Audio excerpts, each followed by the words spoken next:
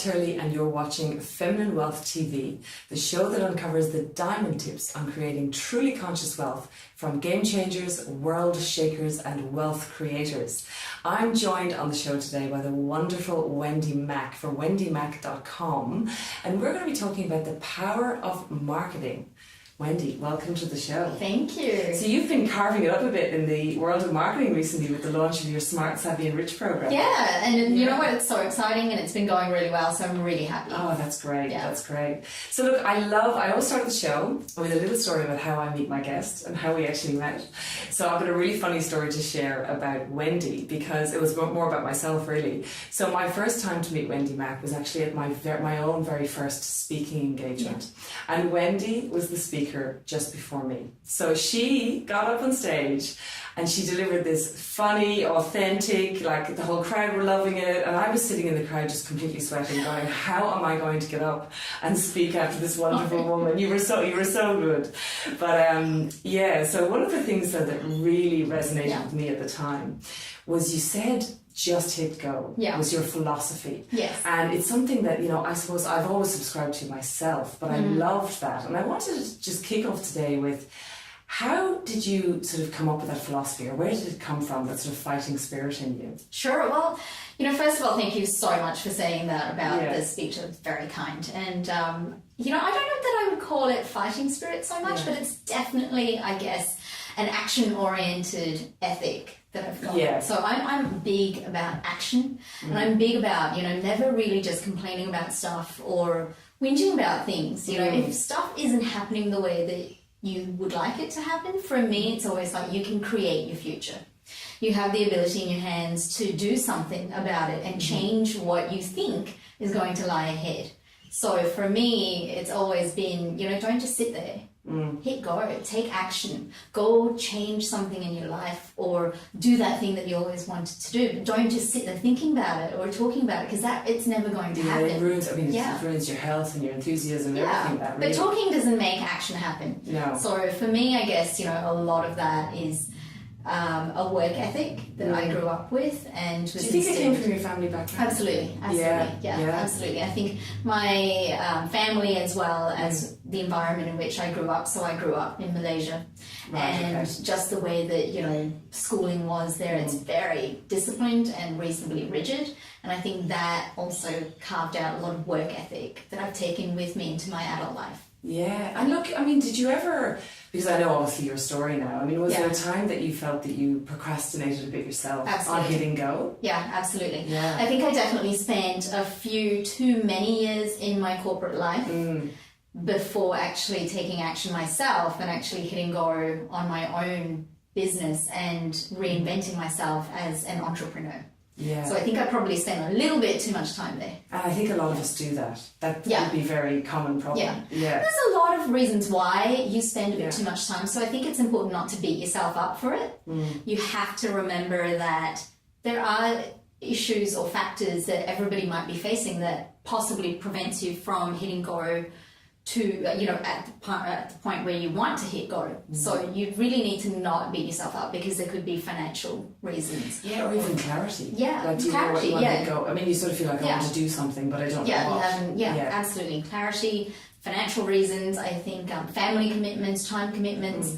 So you can't really beat yourself up too much, but you do want to make sure that you don't sit on that forever. That idea forever, because what will happen is that somebody else will go and do it. Yeah. They always say, there's a saying that there are no new ideas in the world because there's so many people. It's just who gets there first. Yeah, I know. So how did you get through that? What was the moment, or I suppose what were your tips or your strategies in actually getting to that point where you did hit go? Yeah.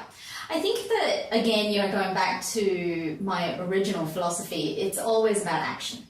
I really think if there is something that you want in life, it can be had, but you need to actually discipline yourself to go out and get it and take the action to make it happen.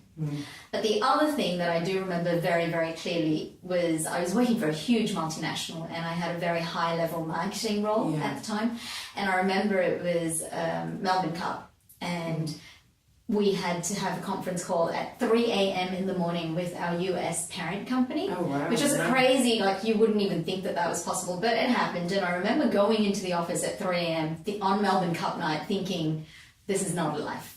This is not a life. That's exactly. I mean, that's awful. You have to really love doing that to actually want to do it. A lot of investment bankers would be doing that sort of stuff. And well. some people love it. Yeah, actually, they do. And they love the adrenaline that brings.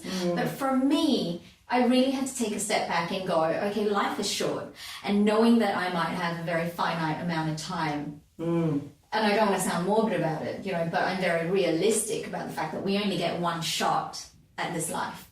So what do I want to make of it?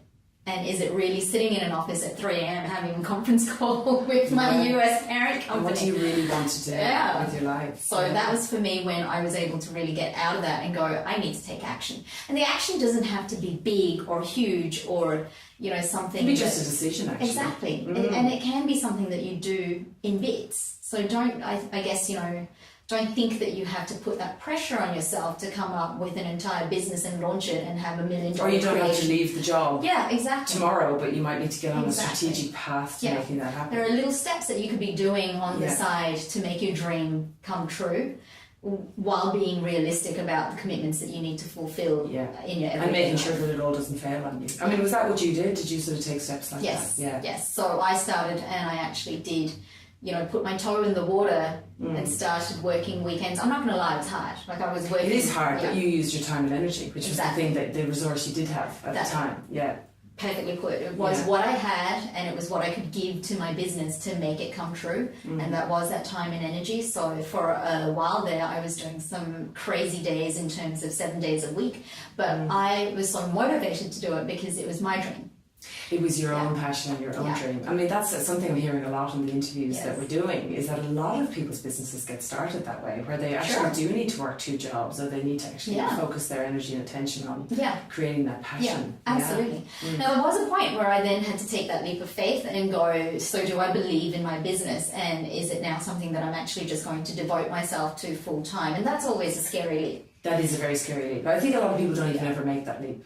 And that's the thing. It's like at some point, you have to really just make that decision one way or the other, because you can't keep burning the candle at both ends. So if you keep doing that whole, work weekends, it gets very tiring, and then your relationships start to suffer, and everything can go south in your health. Yeah. So I think you really have to be kind to yourself and give yourself a time frame, a generous amount of time frame. So don't, make it unrealistic and give yourself 3 months to make your business happen.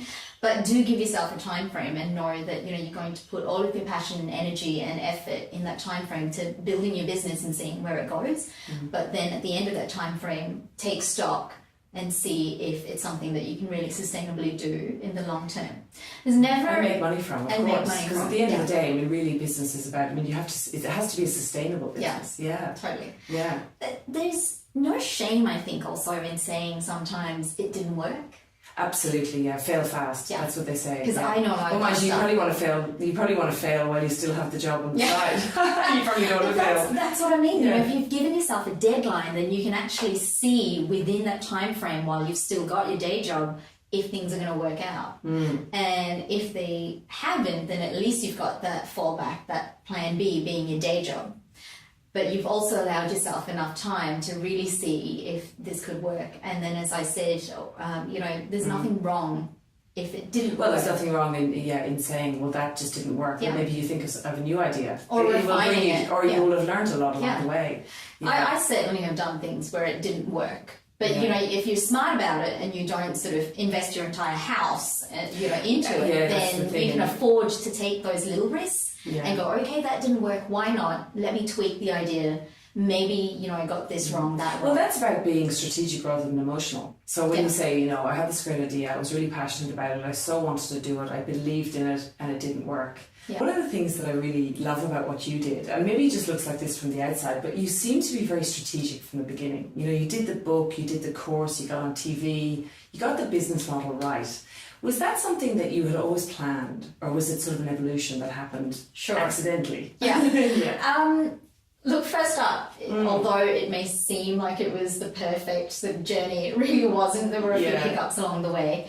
But generally, it was quite planned. I always knew from the outset that I didn't want to be just a fashion stylist. I always had a greater plan for what I wanted to do as an entrepreneur, and I always knew that I wanted to have a bigger impact on the industry of fashion styling as a whole. Right. Okay. So that was your vision. That was my vision. Yeah. So that helped me to sort of work out the steps that I needed, or not steps. They were actually just goals that I wanted to hit to help me have a positive impact on my industry. Yeah.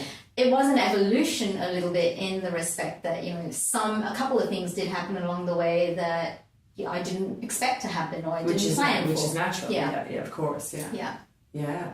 So, one of the things, obviously you train stylists now. Yes. That's one of the businesses that you have. So that you're now the trainer train the trainers kind of model. Yeah. Do you find, it's mainly girls, I would think. Largely. Largely girls. But largely it is 99%. So let's say the people. So the people coming through your courses now, do you find that could be a bit of a missing link? Like they're coming in to do a course about becoming a stylist, but they don't get that there's actually a whole lot more to it than just becoming a stylist if you want to run a business. Yes. Yeah. Absolutely. For me, the thing that I've seen the most is a lot of people come into the business because they're excited about fashion, they want to work as a stylist, but they don't quite realise how, I always say to get business, there's more to it. Correct. I always say you might be in the business of X, whatever your occupation or industry is, but you ultimately, no matter who you are, no matter what you sell, you're in the business of marketing. Yes. And you have to actually know how to market your business and yourself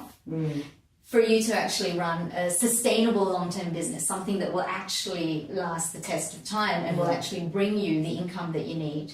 And actually it's all about income at the end. I know there's passion and vision and all that, but income is the bit that we all have to live, right? We have to live, and the business needs to be kept alive. Yes. So definitely for me, that was the missing link, was that people didn't realise how much that they had to do to establish their reputation as someone that other people want to work with. So, building that credibility and trust with your audience and demonstrating to your audience the knowledge that you have the knowledge. And getting an audience. This is the other thing. You, as a stylist, you come out, you've trained as a stylist, you love what you do. Looking for customers. How do you get audience in order to even establish credibility? What did you do in the early days of your styling career to actually to achieve that? Was it something you knew, or did you learn that through the process of building the business, I guess? Well, it was something that I knew a lot about, obviously, from your marketing background. I've got a marketing background, but I certainly learned a lot of lessons along the way. And year 1 and year 2 of my first business was a huge learning shift for me.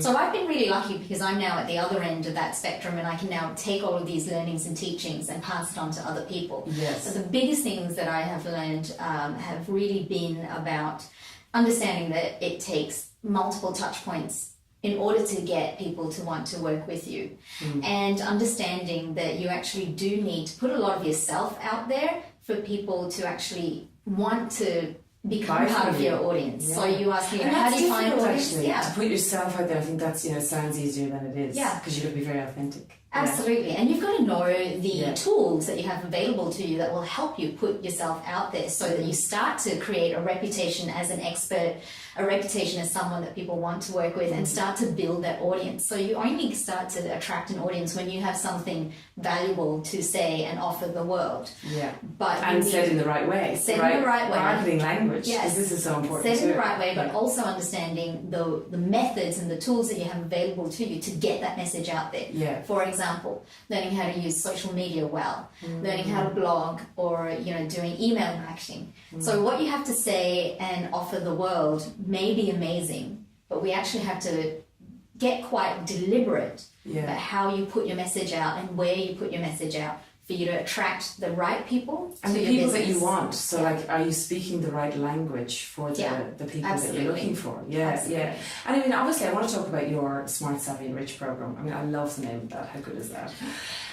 But was the sort of realization of this, and maybe training lots of these people in styling and realizing there is a bit of a missing link there, was that the sort of motivation to launch this new part of your business, the wendymak.com? You realise that I have a lot of experience here now of what not to do. Totally. Yeah. What I learned was after I actually trained a lot of women and men to become fashion stylists, while I loved that, I also found that what I really enjoyed was after the course being able to continue to help them grow and to continue to support them as business people, as entrepreneurs. So not just as stylists, you know, what else could I do and offer them in terms of help to really grow and build. And to be successful at this passionate thing that they really want to do. Yeah. And like I said, you know, a lot of people don't necessarily have the luxury of having a marketing background. So you do need to sometimes... It's overwhelming, yeah. I think. For people in marketing, I mean, I've got a really keen interest in marketing personally, because I know that's where the money is. Right? Yeah. I know that the money is there. But, you know, for people who are not really into that or find marketing a bit cheesy, or a bit, you know, the slimy marketing, so I don't want to deal with the sales thing. Yeah. You know, how do you deal with those people? Like, what tips would you give them about you know, embracing marketing?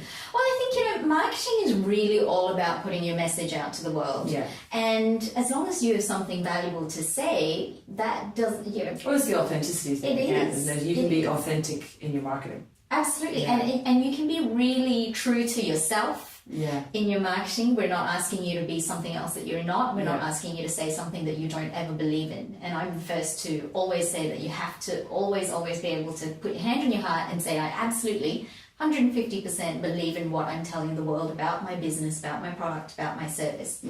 So as long as you've got that kind of honesty and authenticity, marketing doesn't come across as pushy or scammy or cheesy or, you know, really fake. It doesn't come across as any of that, as long as you're being real with what you say. But then that was one of the things I find challenging, is I know, like, in the marketing world, that's what everyone tells you to do, and it's like what I said earlier, being authentic actually can be quite difficult sometimes, because you think, surely it's easy to be myself, but when you're putting yourself out there, it's harder because all our masks come up and everything. So when you're writing, like, blog posts, for example, let's talk a little bit about how does one get authentic in a blog post? Like, I've decided that the best thing for me to do is just to sit down and brain dump and then go back and try and fix it up a little bit. Yeah. But would you recommend, I mean, is that what you sort of teach people how to do? Yeah, look, that's a really good question, Barbara, because I think that blogging is one of those really crucial things that most business owners in today's internet world need to do. If you're going to demonstrate your knowledge and expertise as someone who really knows what you're doing and what you're talking about so that you attract people to want to work with you, blogging is actually a great vehicle for you to get your voice heard and your message out there and to showcase your expertise.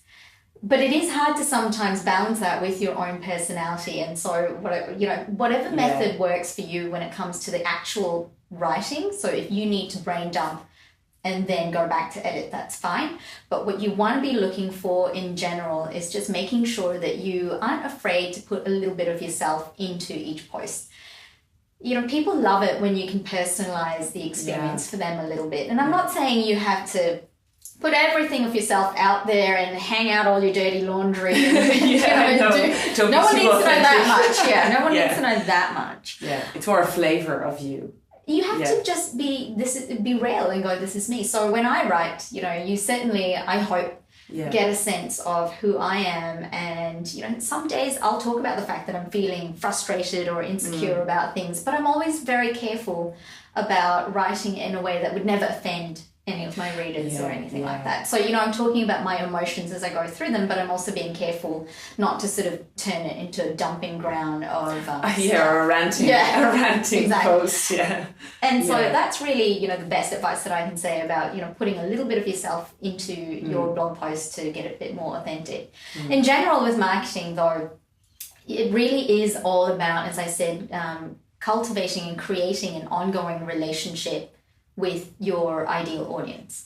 So you have to acknowledge that people don't make a decision to buy or work with you just through one interaction.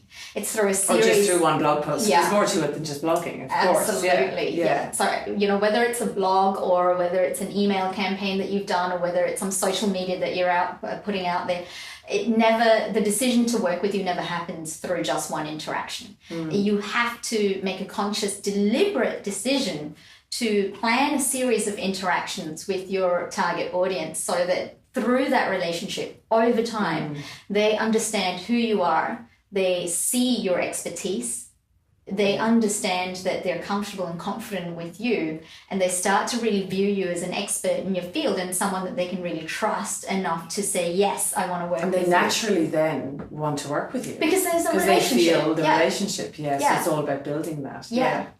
What about, I'm interested, what about sort of sleeping giant businesses, right? So businesses that are even 5, 6, 7, 10, 15 years in, right? That are a bit dull and they've sort of lost their edge a little bit. Yeah. And they want to revamp marketing. Yes. What would you say? I mean, is it a different model for businesses like that need a different structure, or is it the same formula? I guess. What would you do with a bigger business like that? Fundamentally, I think it's always the same model or formula, whatever you want to call it. There are certain steps that you need to take if you want to really be seen as the person that everybody wants to work with. Or the business, I guess, that people want to... Yeah, the business. Brand. Yeah. So, I always talk about businesses as people because that's, I guess, part of the trick. For me, it's about humanizing businesses. And it's about the identity of that business, yes. So make that business a person that I want to work with and have a relationship with. So for me, so that's a really interesting thing that just happened just there because... For me, I have a slightly different way of thinking about it. It's like every business should be a personality and should be a human, humanize that business for me, the consumer, so that I really just see, emotions and a person. And then something to connect to. Yeah. So I suppose for bigger businesses, maybe that's the trick, that if they want to revamp themselves, it's actually humanizing the business. I think so. Yeah. I mean, obviously it does depend at the end of the day, ultimately what industry you're in. Certain industries won't lend themselves to that. But for the majority of businesses and industries out there, humanizing it will be super powerful. I even think in the financial industry, legal industries, I've seen some of that coming at the moment actually, that there's a change and they are trying to create a personality and it does work. It does work. So, yeah. And I think you've also got to be really aware for the established businesses, really just consciously saying to yourself, look, challenge status quo. What if we always done in the past? What if we changed things? What if we looked at a different avenue to find customers? What if we have never been in social media and we spoke to our customers differently? Yeah. So, spoke to them as people rather than as numbers. Yeah. So look, your Smart Savvy Rich program, it's launching at the moment. Very exciting. This is round 2. Yes, it is. So tell me a bit about the program. So what does it entail? How long does it take? Sure. What are people going to learn? What are they going to achieve? I always have had this philosophy that no matter what you sell, whether it's a product or a service, anything that you're doing, you have to come across as an expert in your field if you want people to say yes and work with you. Because we don't really want to work with people, or we don't make decisions to buy something from someone or a business that we don't trust at the end of the day. It's all about that. People buy from people they trust. Exactly.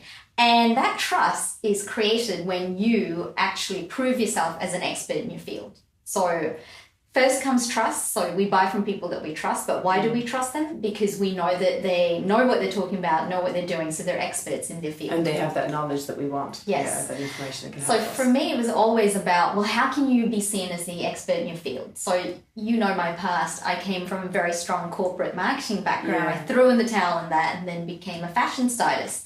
And I learned a lot through that process because it was a very short period of time before I was suddenly on TV and writing a book. Oh, and you were the go-to expert in the fashion industry all of a sudden. Yeah, so I've taken everything that I've done to help me establish a reputation in a new field in a relatively short period of time as an expert. So what have I done to get there? I've actually packaged up into this program into a six-step method. Okay, great. Yeah.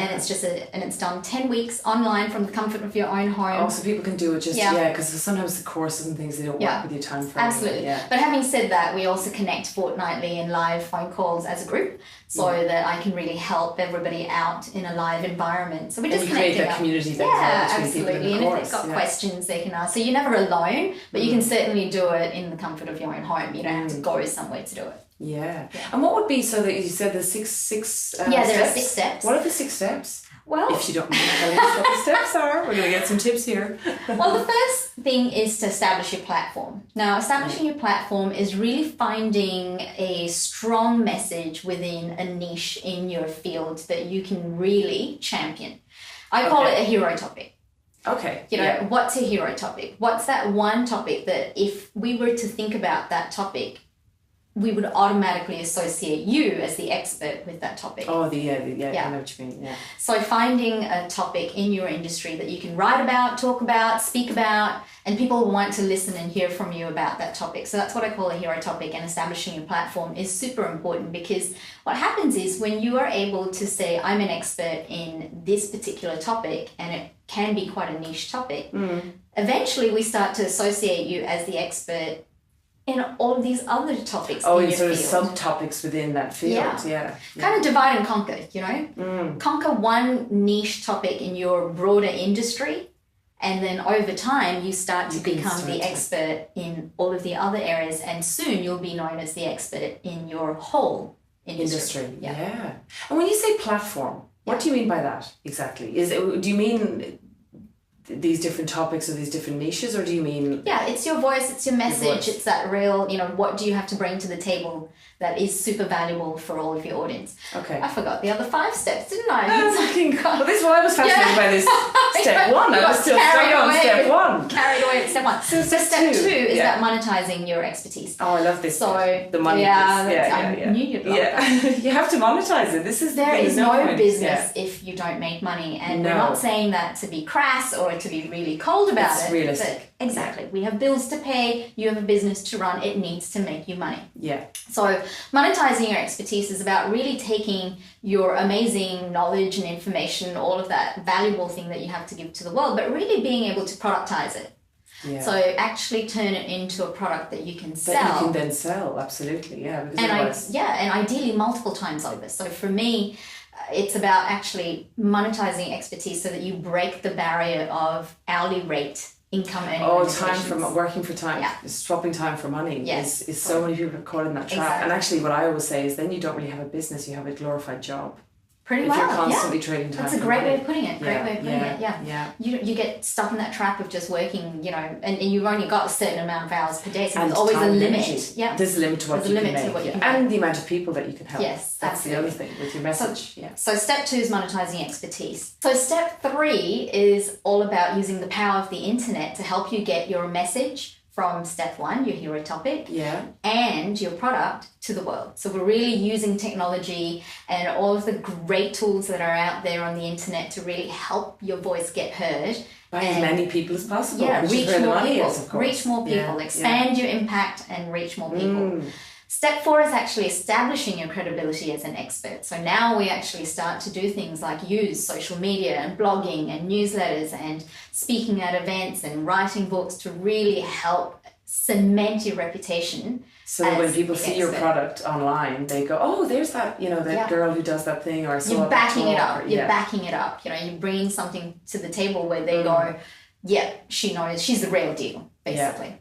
And then we look at how you develop your perfect pitch. So step 5 is, I find hard. A lot of people Perfect pitch is hard, And a lot of entrepreneurs, especially new entrepreneurs, fall over when it comes to this. Yeah. We don't really know how to pitch ourselves, and we don't know how to do it in a way that's And we fumble through it as well. You know, you go to a networking event and you think, people go, so what do you do? And we don't make it attractive. Just stumble through the whole we thing. say something and people go, okay, whatever. That's interesting. Yeah. Anytime someone says that's interesting, it's really not. Yeah. So. It's like saying, oh, that's nice. Yes, exactly. So you teach this in the program. Yes. And it's so important. And we talk about networking. Even if you're an introvert, we talk about how you can network productively, because there's a lot of networking. Even if you don't like it. Yeah, even if you don't like it, and also getting results from it. A lot of networking really doesn't come to anything. So that's step 5. And finally, step 6 is about your marketing funnel, creating what I call your marketing funnel, which is in essence putting everything that we have from the first 5 steps into that series. A sequence of touch online? points. Mainly online? Mainly online, but it is that series that I mentioned earlier about, you know, touching your customer over a period of time. And automating that. I guess that's your funnel, is the automation of that. Absolutely, and developing that relationship. So really the funnel is all about how am I going to, over a period of time, put everything together into a cohesive series of touch points with my ideal customer. Yes. And actually, you know, develop that relationship so that by the end of that series, they go, yes, I absolutely want to work with you or buy from you. Yeah. Oh, look, this is absolutely vitally important information. I mean, I just love the fact that you've launched this program. I think it's an amazing thing. Well, I'm excited about it. Sorry. So look, if our viewers want to know more about Wendy Mak and about your program in particular, where should they go?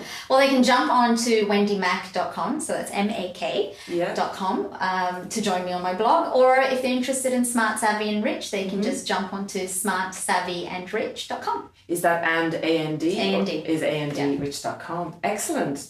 Wendy, it's been an absolute pleasure talking about your new program and all things marketing, because I'm a big believer in marketing, and I know that is what really drives businesses forward. Thank you so much for having me. And listen, thank you to everyone again for watching for another week. Remember that you can catch me later this week on my podcast, Wealth Unplugged, on iTunes, where I'm going to be talking about my key takeouts from today's chat with Wendy. Also, remember to join me next week if you can. I'm going to be talking about the power of really good business partnerships with a lady called Claire Weevil Plater. See you then.